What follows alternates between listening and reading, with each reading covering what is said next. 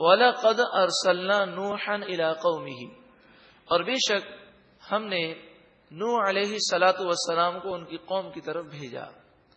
فَقَالَ يَا قَوْمِ اعْبُدُوا اللَّهَ، بس فرمایا حضرت نوح علیہ السلام نے اپنی قوم سے، اے میری قوم اللہ کی عبادت کرو.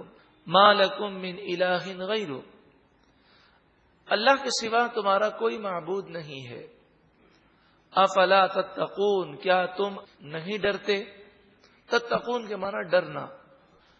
فقال الملأ الذین کفروا من قومه، پس کافر سرداروں نے کہا، من قومه، جو حضرت نوح علیہ الصلاۃ والسلام کی قوم میں سے تھے، ما ھذا الا بشر مثلکم، یہ تو تمہاری ہی طرح بشر ہے.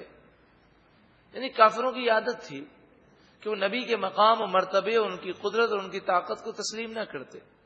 وہ نبی کو اپنے جیسا ہی بشر سمجھتے. تو وہ کہتے جب یہ بھی بشر، ہم بھی بشر، اور ان میں اور ہم میں کوئی فرق ہی نہیں، تو ان پر وحی کیوں آتی ہے؟ یہ کیسے فرشتوں کو دیکھ لیتے ہیں؟ یہ غیب کی باتیں کیسے بتاتے ہیں؟ کیوں ہمیں فرشتے نظر نہیں آتے؟ تو انہوں نے نبی کے مقام کو نہ سمجھا.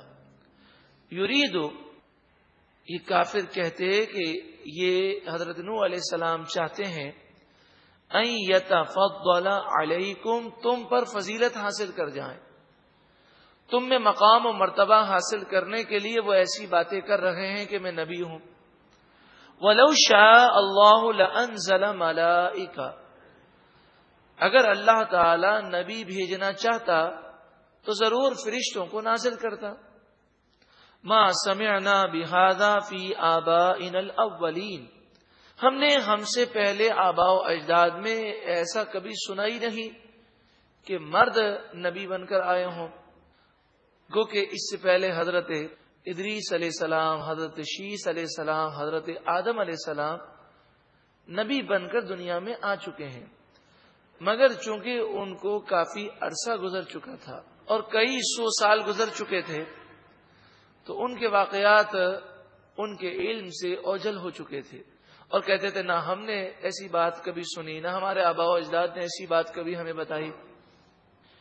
ان ہوا الا رجل بہ جنہ، یہ ایک ایسے مرد ہیں جن پر جنون کا سایہ ہے، یعنی نعوذ باللہ من ذالک، یہ مجنون ہیں، ان پر پاگل پن کے دورے پڑ رہے ہیں.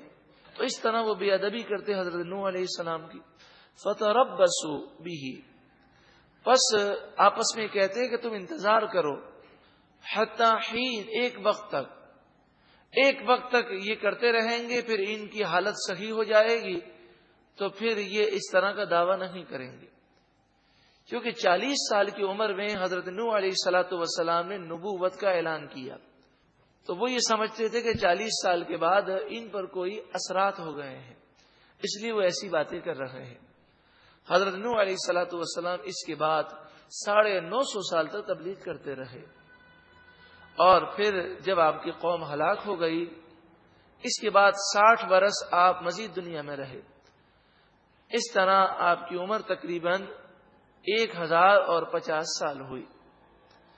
ایک روایت کے مطابق قال، حضرت نوح علیہ السلام نے عرض کی، رب انصرنی بما کذبون، اے پروردگار تو میری مدد فرما اس پر کہ یہ کافر مجھے جھٹلاتے ہیں، تو میری مدد فرما.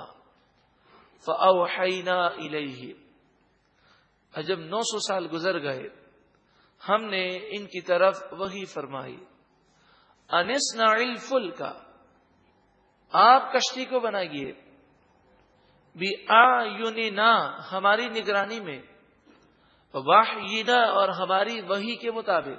یعنی کشتی دنیا میں پہلی مرتبہ حضرت نوح علیہ السلام بنا رہے تھے، اور وہ بھی کئی گز لمبی اور چوڑی، 3 منزلہ. حضرت نوح علیہ السلام کو کشتی بنانے کا طریقہ اللہ تعالی نے سکھایا. فَإِذَا جَاءَ أَمْرُنَا، پھر جب ہمارا حکم آئے گا اور عذاب کا وقت قریب آ جائے، وَفَارَتْ التَّنُّورُ، اور تندور سے پانی ابلنے لگے، آپ کے گھر میں جو تندور ہے یہ پانی سے بھر جائے گا اور پانی اس سے باہر آنے لگے، تو آپ سمجھ جائیے گا کہ وقت بہت کم ہے. مومنین کو کشتی میں سوار کیجیے گا اور تمام جانوروں میں سے ایک ایک جوڑا آپ لے لیجیے گا. فَاسْلُكْ فِيهَا مِنْ كُلٍّ زَوْجَيْنِ اثْنَيْنِ، بس آپ اس کشتی میں سوار کریں ہر جانور کا ایک جوڑا. وَأَهْلَكَ، اور اپنے گھر والوں کو اور مومنین کو بھی آپ سوار کریں.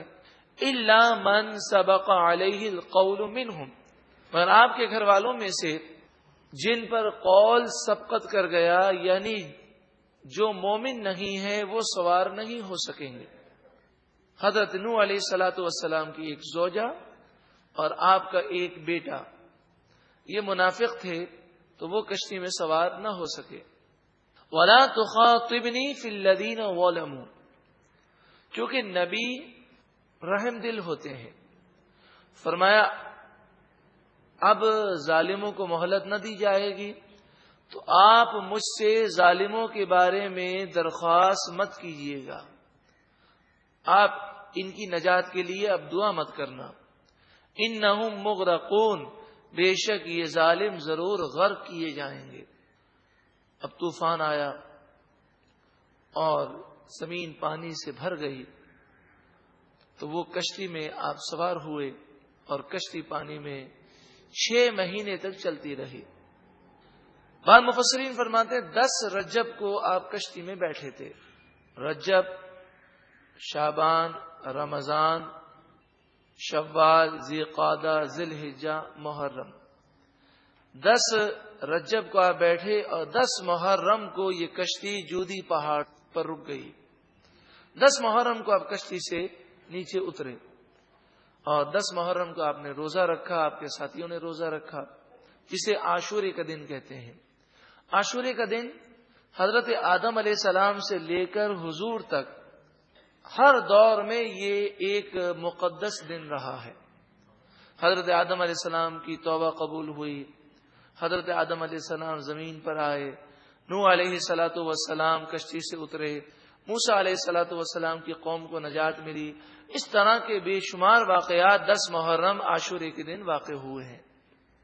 فَإِذَا اسْتَوَيْتَ أَنْتَ وَمَن مَّعَكَ عَلَى الْفُلْكِ، پھر جب آپ اور آپ کے ساتھ جو لوگ ہیں وہ کشتی پر سوار ہو جائیں اور ٹھیک طرح بیٹھ جائیں، فَقُلْ، پس آپ کہیں، الحمد للہ الذی نجانا من القوم الظالمین، تمام خوبیاں اللہ ہی کے لیے ہیں جس نے ہمیں ظالم قوم سے نجات دی.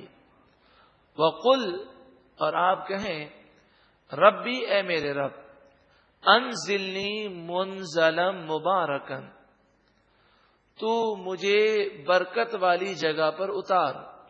وَأَنْتَ خَيْرُ الْمُنزِلِينَ، اور تو ہی بہترین اتارنے والا ہے. یعنی آپ کشتی میں سوار تو ہو گئے، اب یہ کشتی کہاں رکے؟